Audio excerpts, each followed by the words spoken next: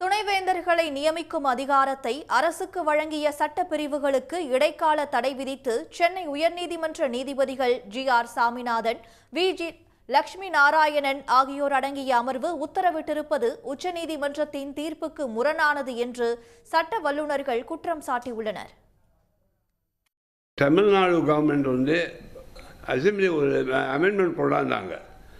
Wise சான்சலருடைய அப்பாயின்மெண்ட்டில் கவர்னருக்கு power இல்லைன்னு சொன்னாங்க.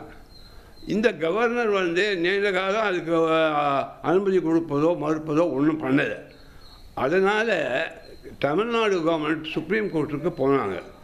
அந்த சுப்ரீம் கோர்ட்டில் தெளிவாக சொல்லியிருக்கிறாங்க, கூடிய சீக்கிரத்தில் நீங்கள் அனுமதி கொடுக்கணும், இல்லைன்னா அனுமதி கொடுக்கக்கூடாது. அது நீங்கள் வருஷக்கணக்காக எடுத்துகிட்ருக்கீங்க. அதனால் இந்த சட்டத்தை உள்பட்டு அவங்க சுப்ரீம் கோர்ட் அனுமதி கொடுத்துருக்காங்க. தேர்ஃபோர் சுப்ரீம் கோர்ட் தீர்ப்பின் பிரகாரம் கவர்னருக்கு பவர் இல்லை. நீங்கள் கவர்னருக்கு பவர் இல்லைன்னு சுப்ரீம் கோர்ட் சொல்லியிருக்கும் போது, அந்த சட்டம் இருக்கும்போது எப்படி நம்ம ஸ்டே கொடுக்க முடியும்? கேரளா விஷயத்தில் கூட அந்த பிரச்சனை போகும்போது mister K Venugopal, state of கேரளாவுக்கு அப்பியராக சொன்னார், this matter is covered by governor Ravi's கேஸ்ன்னு சொன்னார். தேர்ஃபோர் நீங்கள் கூடிய சீக்கிரத்தில் நீங்கள் அனுமதி கொடுக்கலைன்னா, நான் அனுமதி மறுக்கலைன்னா கொடுத்ததாக கருதி அது சட்டமாகும். இப்போ நம்ம தமிழ்நாட்டில் கவர்னர் இந்த வைஸ் சான்சலர் அப்பாயின்மெண்ட்டில் கவர்னருக்கு பவர் இல்லை. அந்த விஷயத்தில் ஒரு சட்டம் இருக்குது. சுப்ரீம் கோர்ட் கூட அந்த சட்டத்துக்கு அனுமதி கொடுத்துருக்காங்க.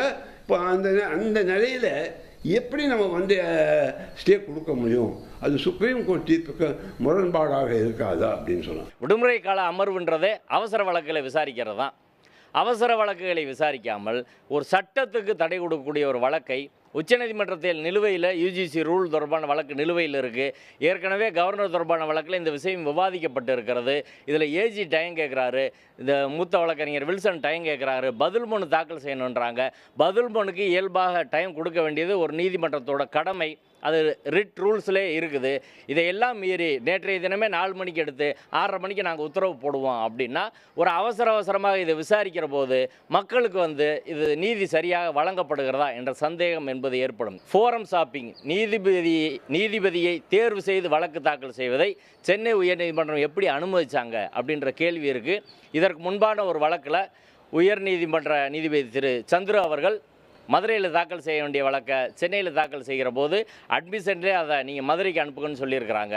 இப்போ ரிஜிஸ்ட்ரி எப்படி இதை நம்பர் பண்ணாங்க, நீதிபதியிலேயே அதை அனுமதிச்சாங்க அப்படின்ற கேள்வி இதில் வருது. இந்த வழக்கு நடந்த முறை என்பதே முறைகேடானது, அரசியல் சட்டத்துக்கு விரோதமானது, நீதித்துறையின் மாண்புகளை சீர்குலைக்கக்கூடியது அப்படின்னு தான் நான் பார்க்குறேன். உடனுக்குடன் செய்திகளை தெரிந்து கொள்ள சன் நியூஸ் பெல் ஐகானை கிளிக் பண்ணுங்கள்.